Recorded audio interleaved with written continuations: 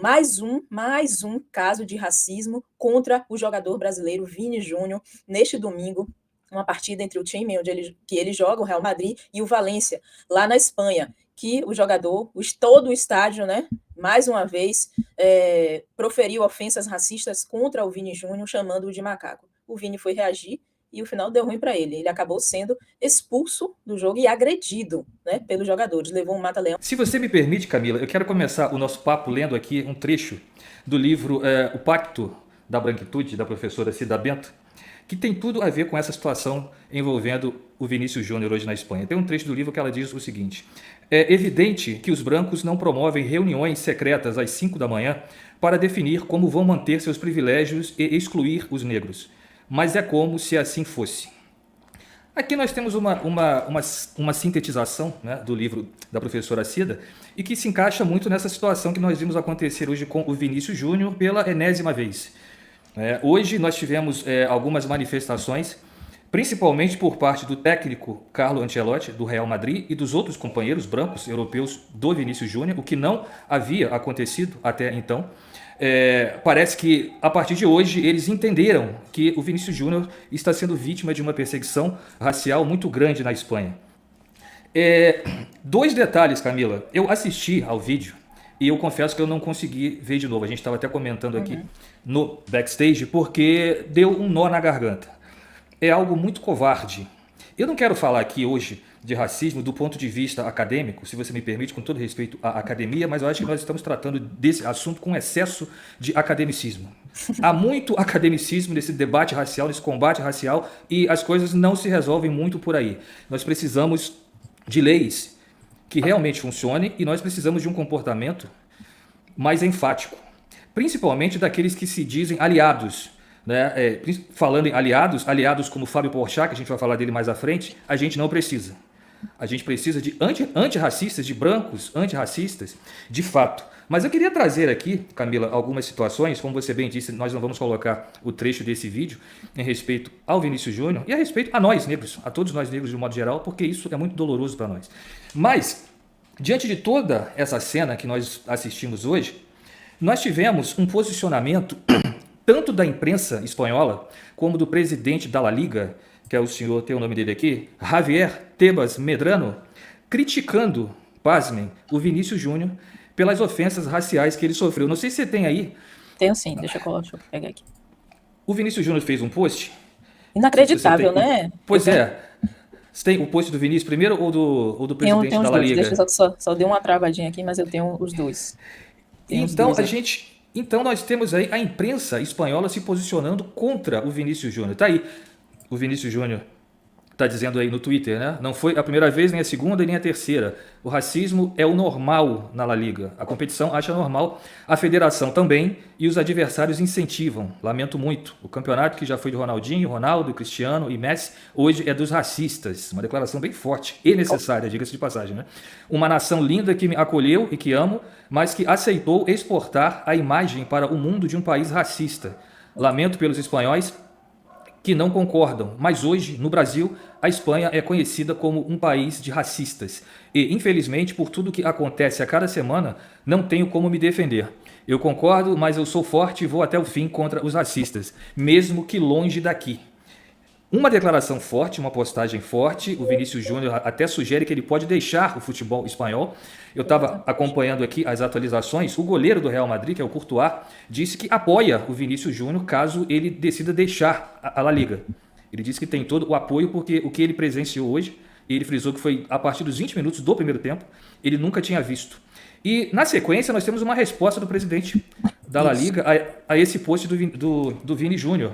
Sem nenhum acolhimento, né? Sem nenhum acolhimento. Eu acho que um presidente de uma federação, de uma liga como a espanhola, deveria ter vergonha. Tá aí. Eu traduzi aqui, claro, usando o translator, mas ele está dizendo aí, já quem deveria não explica o que é e o que pode fazer a La Liga em caso de racismo. Quem deveria explicar isso para ele? Eu fiquei curioso.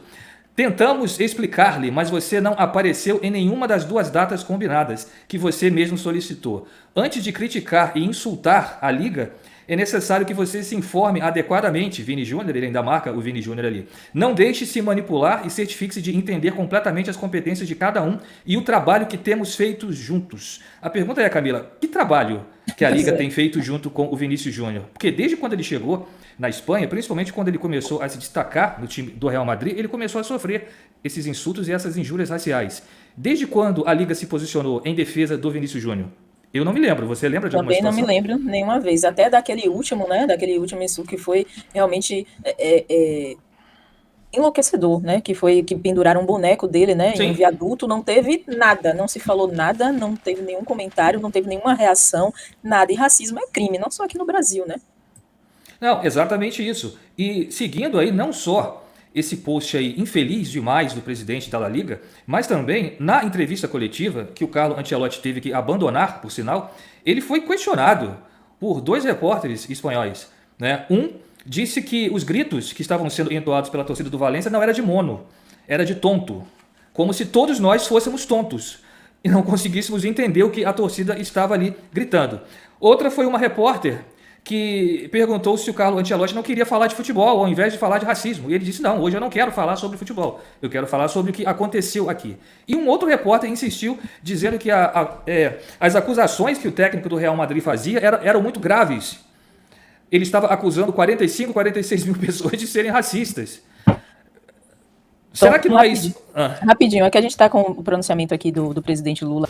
Eu queria começar a entrevista fazendo um gesto de solidariedade a um jogador brasileiro, jovem, negro, que joga no Real Madrid, que ontem num jogo no estádio do Valência, ele foi fortemente atacado, sendo chamado de macaco. Ou seja, não é possível que quase no meio do século XXI a gente tenha o preconceito racial ganhando força em vários estádios de futebol aqui na Europa. Não é justo que um menino pobre, que venceu na vida, que está se transformando possivelmente num dos melhores jogadores do mundo, certamente do Real Madrid ele é o melhor, é ofendido em cada estádio que ele comparece.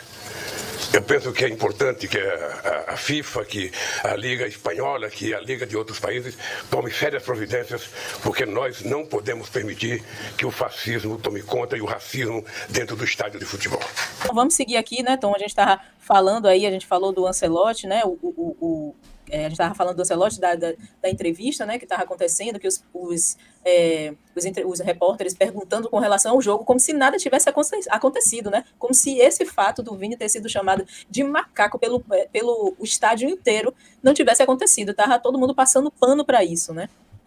Pois é, não apenas como se nada tivesse acontecido, Camila, como se os gritos não tivessem sido escutados, como eles não tivessem acontecido. Agora, muito importante essa fala do Lula, né? Tirando a questão do vencer na vida, que eu acho essa expressão terrível, mas enfim, muito importante esse posicionamento dele com relação a um compatriota, né? Bom saber que nós temos um presidente, né? E um presidente que é respeitado no mundo inteiro, né? Um presidente que tem a capacidade de se expressar de maneira clara, coisa que nós, nos últimos 4 anos, nós infelizmente não tivemos. E duvido muito que o Bolsonaro tivesse feito qualquer tipo de comentário sobre esse episódio lamentável de racismo que o Vinícius Júnior sofreu. Agora, você está falando do Ancelotti, da imprensa, eu estava vendo aqui algumas atualizações, Camila, e a imprensa espanhola chega a dizer, infelizmente nós não podemos colocar aqui, né, os vídeos por uma questão de direitos autorais, mas a imprensa espanhola chega a dizer que antes do Vinícius Júnior não havia racismo na Liga. Você acredita nisso? Não. Quer dizer, aquela banana que foi jogada para o Daniel Alves, né, durante um jogo, que ele pegou e comeu, teve gente que achou bonito. Enfim, não vou entrar nem a questão, porque Daniel Alves não vale nem a pena a gente comentar aqui. Mas outros episódios de racismo também que outros jogadores sofreram. O Roberto Carlos, lateral esquerdo, grande lateral esquerdo da seleção brasileira, que, inclusive, eu gostaria de saber a opinião dele depois do episódio de hoje. Porque em alguns episódios anteriores, o Roberto Carlos havia aconselhado ao Vinícius Júnior a deixar para lá, a não falar nada. Apenas jogar o futebolzinho dele, ganhar a graninha dele, como ele fez muito bem, mas que não falasse nada. Que deixassem os assistas falar sozinhos.